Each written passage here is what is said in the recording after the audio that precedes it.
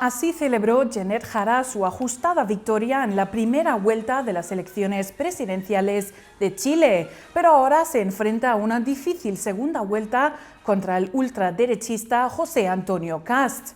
¿Qué tal? ¿Cómo están? Bienvenidos a Euronews hoy. Ante el complejo escenario que se perfila para la segunda vuelta, marcada por el impulso de la derecha, que sin contar a Kast suma un 46% de los votos, Jara es consciente de las dificultades que enfrenta para alcanzar la presidencia. En un gesto estratégico ha prometido suspender o incluso renunciar a su militancia en el Partido Comunista si resulta electa, con el objetivo de ampliar su base de apoyo. En Ecuador, el presidente Daniel Noboa ha sufrido un duro revés electoral. Los ecuatorianos votaron no el domingo a dos propuestas clave de Noboa: permitir la instalación de bases militares extranjeras y abrir un proceso que podría conducir a una nueva constitución.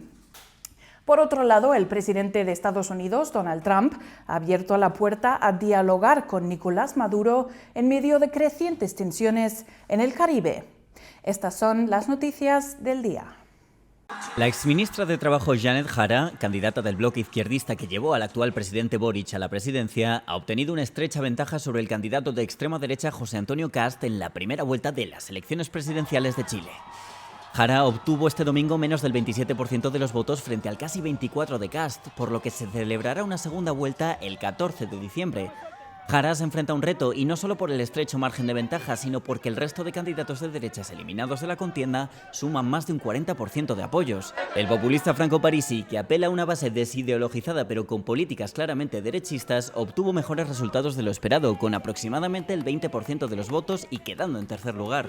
Otro 14% fue para Johannes Kaiser, el libertario más a la ultraderecha que Kast, quien ha llegado a defender la dictadura de Augusto Pinochet. La tradicional coalición de centro-derecha de Evelyn Matei obtuvo alrededor del 12% de los votos, siendo la gran perdedora de la noche. Aunque las cosas se ponen difíciles para Jara, no está garantizado que toda la derecha se decante por Kast. Varios votantes de Kaiser y Matei entrevistados en los colegios electorales han asegurado que se negarán a apoyar a Kast por sus ideas ultraconservadoras. En un referéndum celebrado este domingo, los ecuatorianos han votado en contra de una propuesta para albergar bases militares extranjeras y de otra para poner en marcha un proceso constituyente que reforme la actual Carta Magna. Se trata de una derrota significativa para el presidente Daniel Noboa, conservador estrechamente alineado con la administración Trump, que había presionado a las Cortes para modificar la Constitución. Noboa ha adoptado una postura dura contra la delincuencia, militarizando el país hasta el extremo. La nación lucha contra los grupos de narcotraficantes que utilizan Ecuador como punto de tránsito para la cocaína procedente de Colombia y Perú. La secretaria de Seguridad Nacional de Estados Unidos, Kristi Noem, visitó recientemente una base militar en la costa ecuatoriana que podría llegar a albergar tropas estadounidenses. Noboa argumenta que es necesario un cambio en la Constitución para dar al gobierno más herramientas para luchar contra el crimen organizado, pero sus críticos temen que una nueva Constitución disminuyese la supervisión legislativa y judicial del Poder Ejecutivo, muy criticado por su creciente autoritarismo.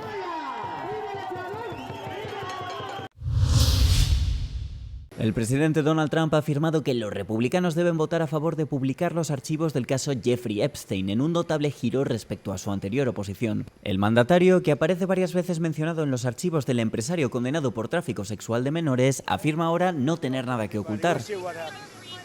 Un número creciente de miembros de su propio partido han reclamado la publicación de los documentos, entre las que destaca Marjorie Taylor Greene, que hasta ahora era una de sus partidarias más vocales. La congresista de Georgia, a quien Trump le negó recientemente la posibilidad de ser senadora por su estado, se ha convertido en una de sus mayores críticas internas dentro del movimiento MAGA. Si se aprueba el proyecto de ley, el Departamento de Justicia estaría obligado a hacer públicos todos los archivos, así como los detalles sobre la investigación de la muerte de Epstein en una prisión federal. Al menos 3 personas han muerto y otras 11 han resultado heridas en un ataque nocturno con misiles rusos en la región de Kharkov, según informaron el lunes las autoridades locales. El jefe de la Administración Militar Regional dijo que entre los heridos había 4 niñas de 12, 14, 15 y 17 años. Añadió que los misiles alcanzaron edificios residenciales de gran altura y vehículos aparcados en las inmediaciones. Los drones rusos también atacaron la región de Odessa, dañando las infraestructuras energéticas logísticas y portuarias de varias ciudades, según el jefe de la administración regional. El ataque provocó múltiples incendios y dañó un número indeterminado de embarcaciones civiles. Una persona resultó herida en los ataques. La Fuerza Aérea Ucraniana declaró que Rusia había disparado 2 misiles balísticos y 128 drones en todo el país durante la noche. Las defensas aéreas derribaron e inmovilizaron 91 drones, mientras que otros 32 alcanzaron sus objetivos. Las fuerzas rusas han intensificado los ataques aéreos que han provocado apagones en todo el país a las puertas del invierno. Condenado a 8 años de cárcel por el régimen ruso tras criticar a Vladimir Putin, Dmitry Glukovsky, autor de la saga Metro 2033, donde imagina un mundo tras una guerra nuclear, habla con Euronews durante una escala en el aeropuerto de Varsovia.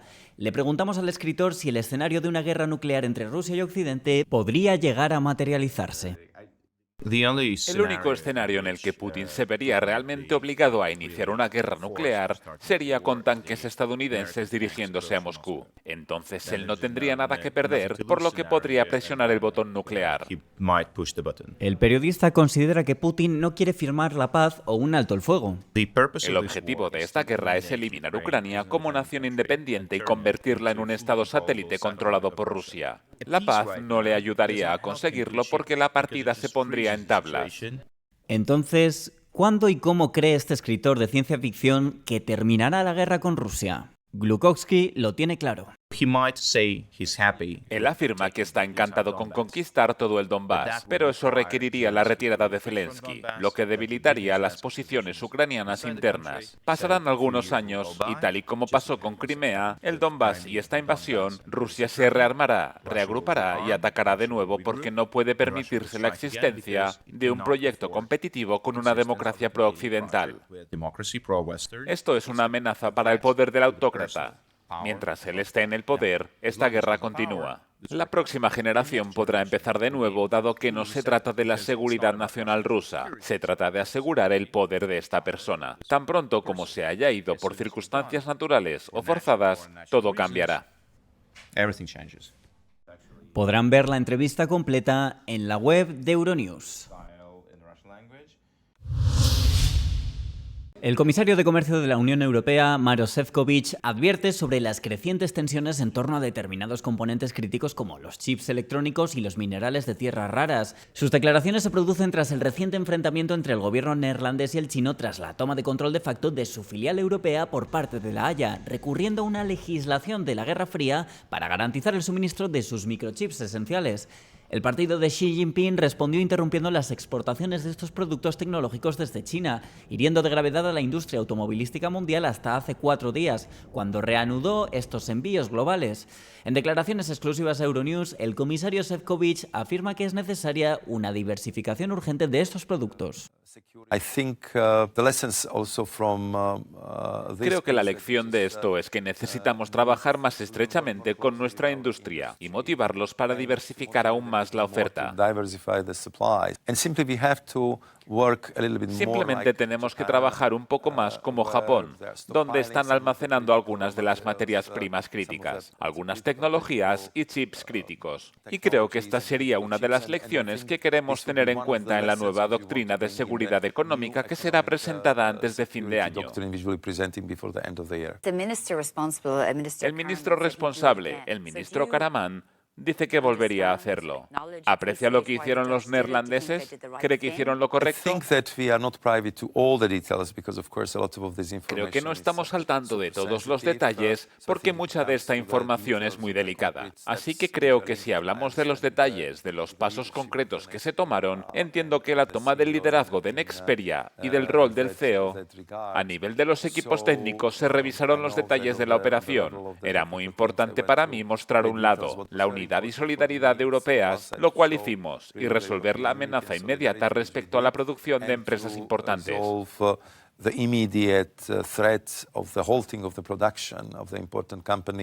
La respuesta ante el boicot casi total a toda esa industria, ¿cree que es un indicio de las futuras relaciones con China? Creo que subraya la lección que hemos aprendido en los últimos años y que no se aplica solo a China, y es que hoy en día todo puede convertirse en un arma. Así que si somos dependientes de algo, esto puede ser convertido en un arma. Comenzó con el gas, luego siguió con las materias primas críticas, los datos, la gama alta y la gama baja de los chips, y así sucesivamente. Simplemente, tenemos que tener una mentalidad mucho más abierta.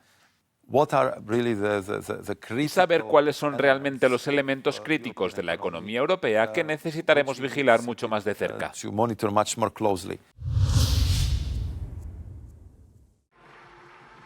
El canciller alemán Friedrich Merz subrayó el sábado la importancia estratégica de Europa, afirmando que el futuro del mundo se forja en el viejo continente.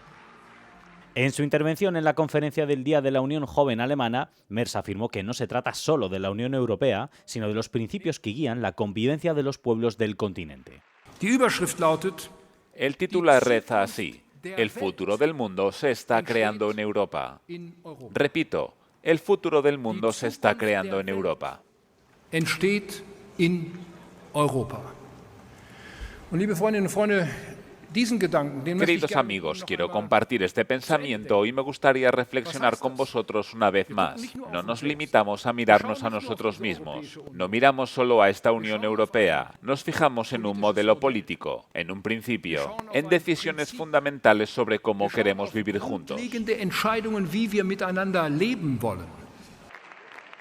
La conferencia de la Unión Joven, en la que Merz intervino el sábado, ha sido durante mucho tiempo una base de poder para el canciller alemán, pero el ala juvenil del partido del canciller se opuso a Merz en la propuesta de reforma de las pensiones que estudia el Parlamento.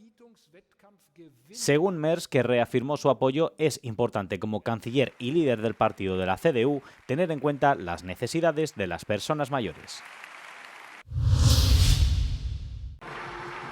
La crisis por la reforma de las pensiones en Alemania se recrudece. Durante su discurso del fin de semana, el canciller alemán Friedrich Merz respaldó el proyecto legislativo de la reforma de las pensiones, lo que le enfrentó al ala juvenil del partido, que rechazó el paquete de reformas. Ante las presiones, Merz advirtió que no quería una guerra de ofertas por el nivel más bajo de las pensiones. Por favor, participen de forma constructiva y activa en este debate, pero no limitándose a decir lo que no funcionará. En lugar de eso, hablen con nosotros y discutamos juntos cómo podemos hacer que funcione. Ese debe ser el mensaje a la población.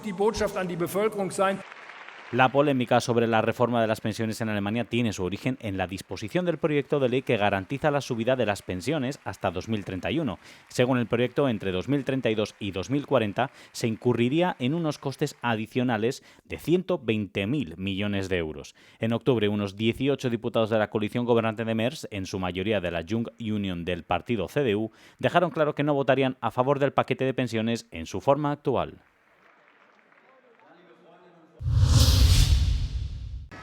El Reino Unido aumentará de 5 a 20 años el tiempo de espera para que los solicitantes de asilo pidan el asentamiento permanente. La ministra del Interior, Shabana Mahmood, anunciará las reformas el lunes. Mahmood afirmó que el Reino Unido será un santuario para quienes huyen de guerras y peligros en el extranjero, pero que se introducirán normas más estrictas similares a las de otros países europeos. Lo que quiero hacer es crear rutas más seguras y legales para que la gente pueda venir aquí legítimamente o por invitación nuestra, que creemos que es la mejor manera de traer a la gente del peligro en el extranjero y ayudarles a establecerse en este país. El gobierno británico espera que el plan disuada a quienes se plantean realizar el peligroso viaje a través del Canal de la Mancha. Más de 32.000 personas han llegado al Reino Unido en pateras en lo que va de 2025 y se espera que la cifra de todo el año supere las 37.000 del año pasado. La migración no autorizada es un problema desde hace varios años, pero ha pasado a ocupar un lugar prioritario en la agenda política de los últimos meses. La República Checa planea construir 2 nuevos reactores nucleares en su central de Dukovany para ampliar la capacidad de energía del país. La empresa surcoreana Korea Hydro and Nuclear Power ha ganado el contrato para construir los reactores, cada uno de los cuales tendrá una potencia de más de 1.000 megavatios. El proyecto cuesta 19.000 millones de dólares y el objetivo es iniciar la construcción en 2029.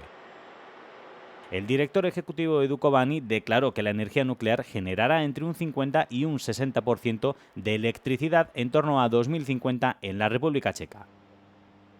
La expansión checa se produce en un momento en que el aumento de la demanda energética y la inminencia de plazos para que países y empresas reduzcan drásticamente la contaminación por carbono están contribuyendo a reavivar el interés por la tecnología nuclear.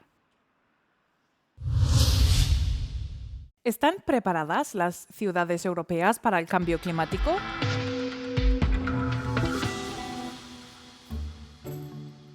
Las olas de calor, las inundaciones y las sequías son los riesgos climáticos urbanos más urgentes. Más del 75% de los europeos vive en ciudades, lo que los sitúa en primera línea frente al cambio climático. Según una encuesta de Eurocities, en 54 ciudades de 17 países, el 80% ya ha desarrollado o está desarrollando un plan de respuesta de emergencia. El 78% trabaja también en sistemas de alerta temprana para avisar a la población ante amenazas climáticas. En cuanto a edificios, el 81% de las ciudades impulsan nuevas normativas de construcción centradas en la resiliencia y el 56% realiza evaluaciones de riesgos cada 2 o 3 años. Aún así, el 13% no restringe la edificación en zonas inundables.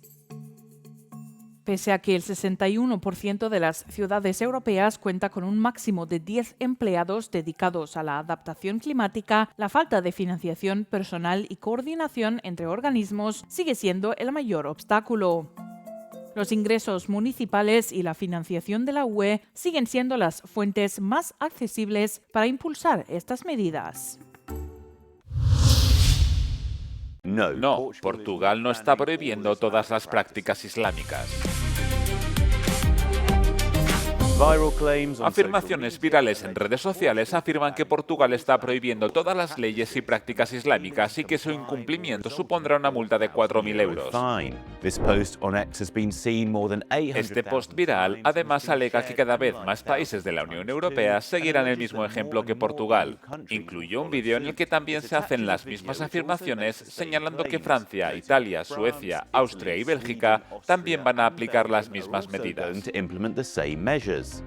Sin embargo, la afirmación de que Portugal y otros países están prohibiendo todas las prácticas islámicas es errónea y parece ser una exageración de un reciente proyecto de ley para prohibir el uso de velos faciales en lugares públicos. A mediados de octubre, el Parlamento portugués aprobó un proyecto de ley que prohíbe velos faciales en público por razones de género o religiosas. Fue visto como un ataque contra los velos que usan algunas musulmanas. Fue propuesto por el partido de extrema derecha Chega y recibió el apoyo del partido gobernante de centro-derecha PSD, la Iniciativa Liberal y el partido CDS-PP. Quien incumpla la nueva ley podría recibir multas de entre 200 y 4.000 euros. Así que las afirmaciones en Internet tienen claramente cierto paralelismo con la prohibición del velo facial, pero exageran y tergiversan la verdad. La ley se debatirá ahora en una comisión parlamentaria donde podrá ser modificada antes de volver al Pleno para su votación final. El presidente de Portugal todavía tiene que aprobar la ley, de lo contrario podría vetarla o enviarla al Tribunal Constitucional para su revisión. Una vez aprobada, Portugal se unirá a Austria, Francia, Bélgica, Dinamarca y otros países europeos que han prohibido el burka. Pero eso no significa que estos países hayan prohibido la práctica del Islam.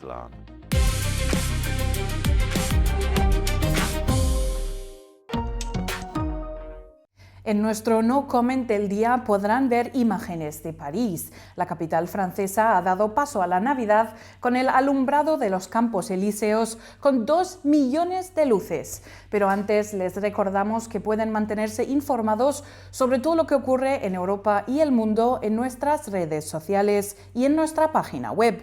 Muchas gracias por seguirnos cada día. Que tengan un feliz lunes. Euronews, el tiempo.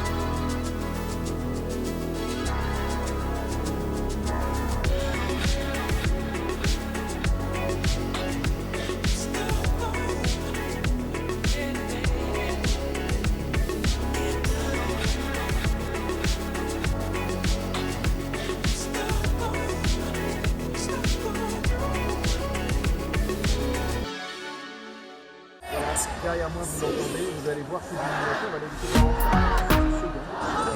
C'est première mondiale et une technologie exceptionnelle.